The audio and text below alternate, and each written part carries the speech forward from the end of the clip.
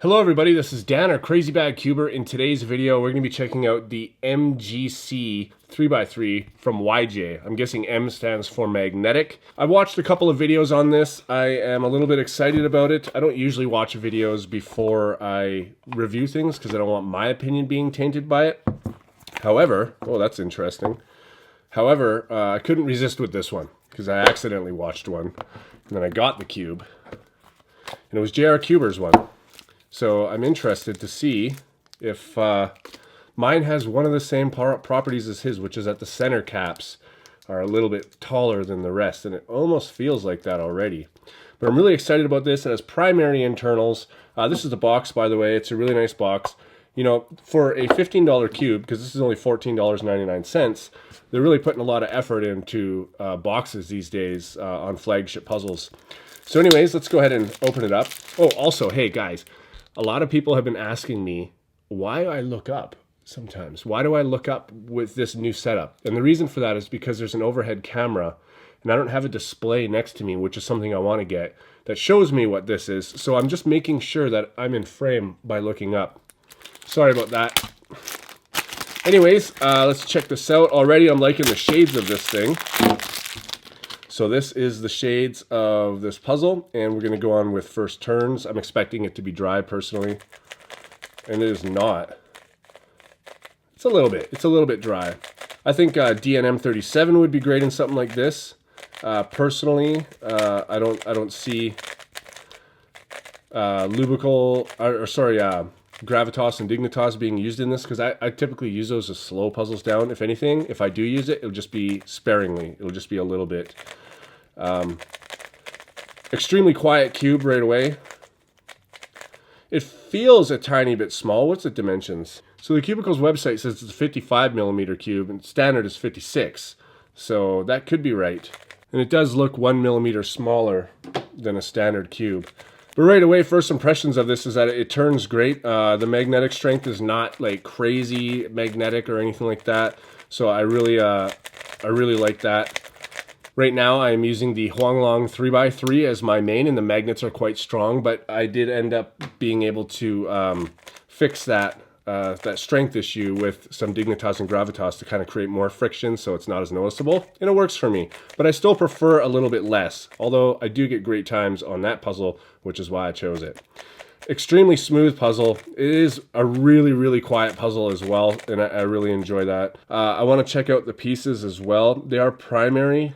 If you guys, can you guys see that? Look at that. The edge piece is primary with a cap on it, but it's got this black triangle on the edge. That's something I've never seen before. But all right, guys, I am going to go and play with this for a while. I'll show you guys the pieces, some solves on it, and I'm going to set it up a bit and see if I can get it really good, because so far it's pretty decent.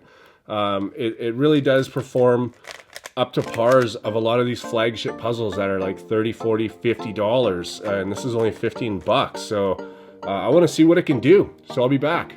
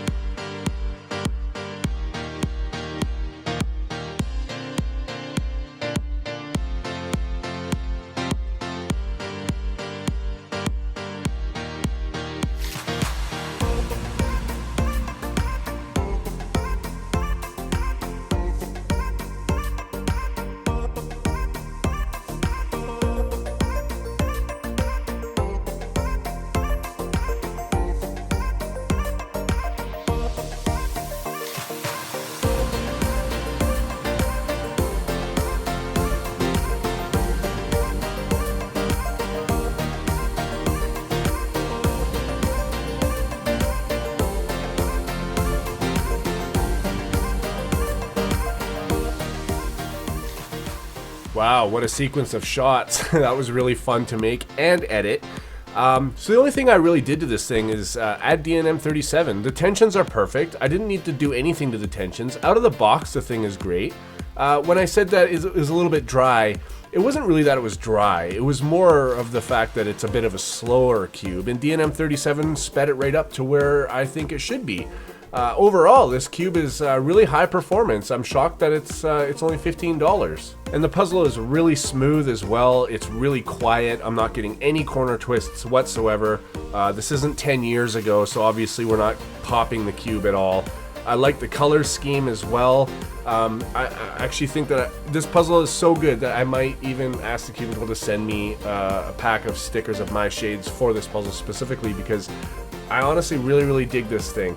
I haven't felt this good about a budget cube in a while, especially a budget magnetic cube, because usually the budget magnetic cubes, they're not great cubes, they're just cheap magnetic cubes. But this is a really good high performance magnetic cube that is not expensive at all. So it's a bonus in all worlds.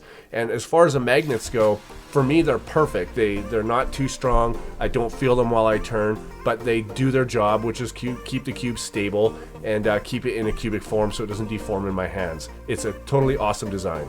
Alright everybody, so I have to say that this is actually one really mighty impressive magnetic budget 3x3. There's been a number of budget 3x3s that came out on the market, which when they first came out was really surprising to us, because anything that was made magnetic was always really expensive. I mean, I personally don't even think that it should be considered a budget 3x3, because it really does perform like some of the newer flagship puzzles out there. This is a really good recommendable puzzle.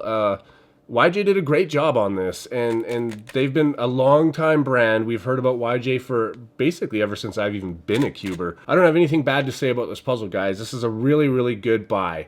I highly recommend this puzzle. I don't know if anybody here who's watching has never tried a magnetic puzzle. Let me know down below if you've never tried a magnetic puzzle, because a lot of people in the beginning when magnetic stuff first started coming out, a lot of people were really hesitant and said it's just a gimmick. And now I'm pretty sure like every single world record is broken on a magnetic puzzle. Every world-class solver uses magnetic puzzles, and almost every puzzle that comes out now is magnetic because of it. So the hype was real when it started, and I want to know your guys' opinion on what you think about magnetic puzzles, or if you've even tried one yourself. But if you have, and you want to get a really good one that's cheap, this is a really good option. And if you haven't tried a magnetic puzzle, but you're looking to, but you don't want to spend $50 or $60 on these, you know, GAN puzzles and stuff like that, this is also a really good option. Corner cutting is absolutely amazing on this puzzle. Reverse corner cutting is amazing on this. This is a flagship puzzle. This is a big deal. Like, I don't know how else to say it. I'm shocked this is only a $15 puzzle, guys. It should be more, but thank God it's not. Anyways, guys, thanks to the Cubicle for sending me this puzzle. This is awesome. Thanks to you for watching, and I'll see you guys on my next video.